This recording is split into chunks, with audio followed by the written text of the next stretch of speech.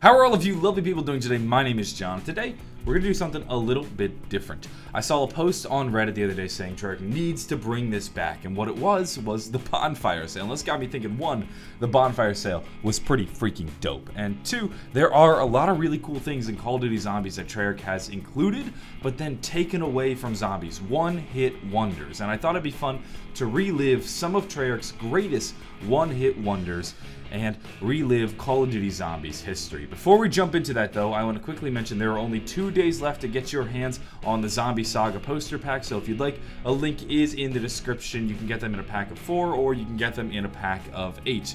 Either way, once they are gone, they're probably going to be gone for a long time, so if you want to get your hands on them, now is the time. Without further ado, let's jump in. So we're going to kick off this top 5 with the Bonfire Sale, and the Bonfire Sale is great. You kill the Pentagon Thief, and then he drops a little Pack-a-Punch drop, and when you get that, suddenly you can Pack-a-Punch for only $1,000. It's probably one of the most useful drops we've ever seen in Zombies. However, it's only useful to a point. If you already have Pack-a-Punch weapons, there's no point in having a Bonfire Sale, or at least it was back in Black Ops 1 when you couldn't double Pack-a-Punch. Maybe now a double Pack-a-Punch could be cheaper.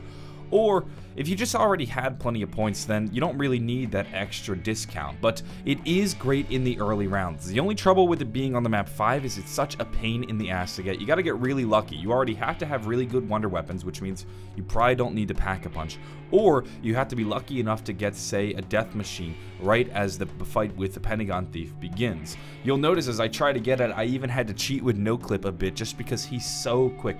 The Pentagon Thief is a real difficult one, and it's so hard to kill him without actually letting him take your guns. But if this was included in other zombie maps and there were other sort of challenges or things you could complete in an effort to get the Bonfire Sale, I think that would be incredible. Have a different reward exclusive to each map, or just have a different style challenge exclusive to each map that results in a discounted Pack-a-Punch. I think it would be pretty sweet. Coming in at number 4 on this list would be the Brook Split Map.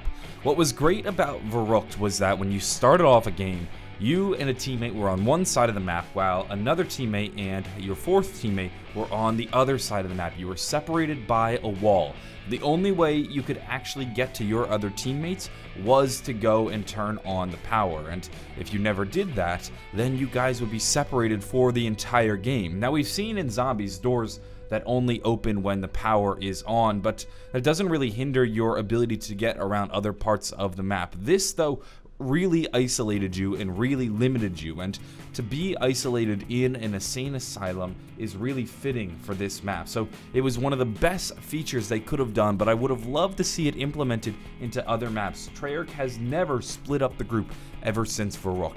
I don't see why they don't include this tactic in other starting rooms, and I would think it's one that not many people know about, especially people who are new to Zombies that haven't played as much Brook might not even realize that when you start off a game, you're split from the rest of your teammates. And it even has an effect on solo, where even if you're just playing a solo game, you never know which side of the map you're going to spawn in on. It's different every time, and that makes it fun. I've heard people complain before that sometimes Zombies maps get into a fixed groove where you do the same things every time, you open up the same doors. Well, if you spawn in different parts of the map and different doors are closed depending on where you are, well, then that changes the game every time, and by including a feature like this, they could change up how people play Zombies every single time. It's one of the best features about Brook, and I really wish they would bring it to other maps. We've hit the middle of our list, and the third one-hit wonder in all of Zombies has to go to No Man's Land, or more specifically, the idea of having an in-map minigame, or a unique feature to the map that kind of changed how the map began or played at certain points. When you spawn into No Man's Land, everything's different. There is no round.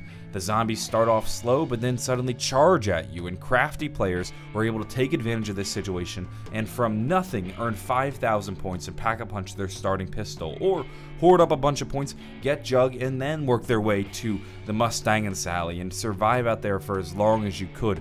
It presented an opportunity for skilled and crafty players to start off the game in new and unique fashions, and that was one of the things that plagued Black Ops 1. Our characters talk about this throughout Black Ops 1. They're like, oh, we always start off the same. We start off somewhere, there's no power, we turn on the power. Well, here it was like, here's something new. We're just gonna go balls to the wall and throw every zombie we have at you, and good luck. and if you can survive, you're gonna do well. And if you can't, I recommend you get out of there. It was a new and unique mini-game within Zombies, and it even had its own leaderboard, and you could see who were some of the best, most craftiest, skilled zombie players that could survive in No Man's Land, because it did take a bit of skill. It is not easy to work your way up to the Mustang and Sally within No Man's Land, and I wish they would incorporate more things like this. They don't need to necessarily include a No Man's Land, but they should incorporate different little mini games or different little challenges within a zombies map, that when you enter a certain area, you have to do this certain thing, or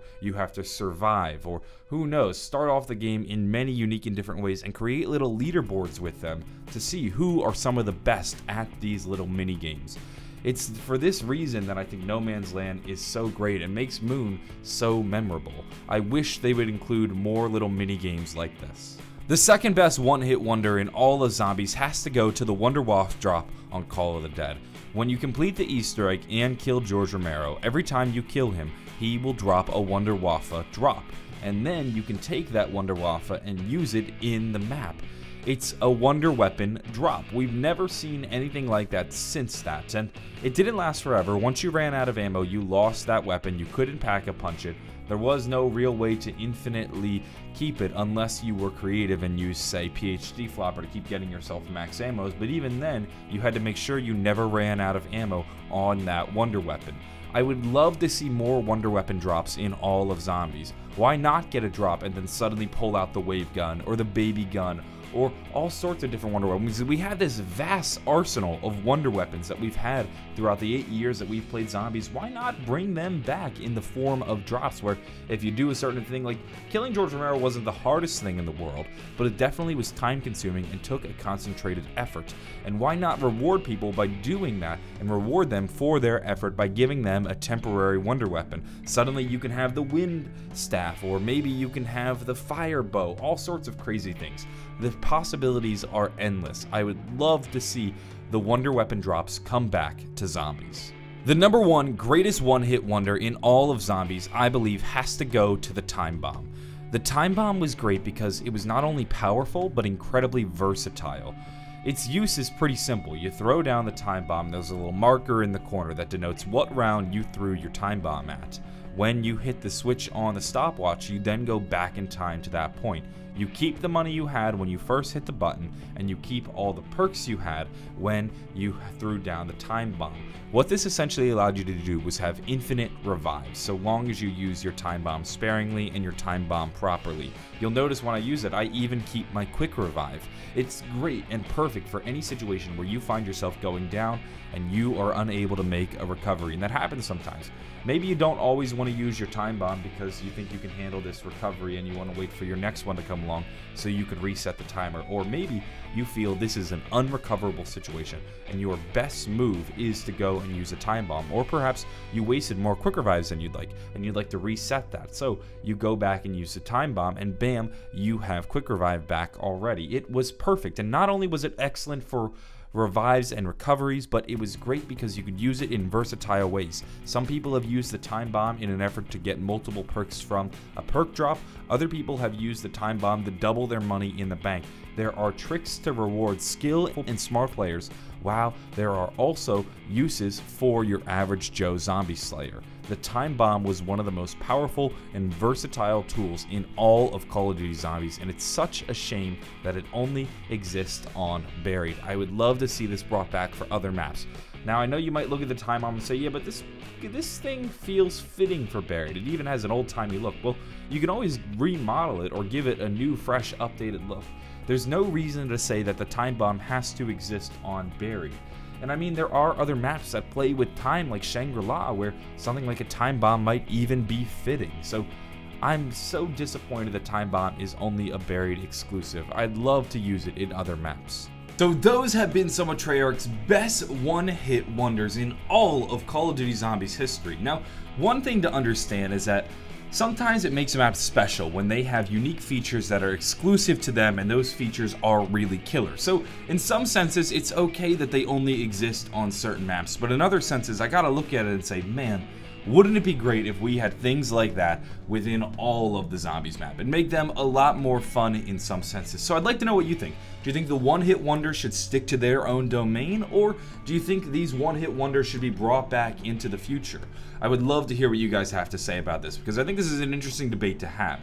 That's going to wrap things up for this video. Hope you enjoyed it. If you did, maybe give the video a like, possibly subscribe for more. Who knows? I'm always doing zombies content, so if you enjoyed this video, I'm sure you'll enjoy the next one. And just to mention, the posters are going to only be on sale for 2 more days, so if you'd like to get them, a link is down below. Do not regret not getting them. I'm going to go have a wonderful day, and bye.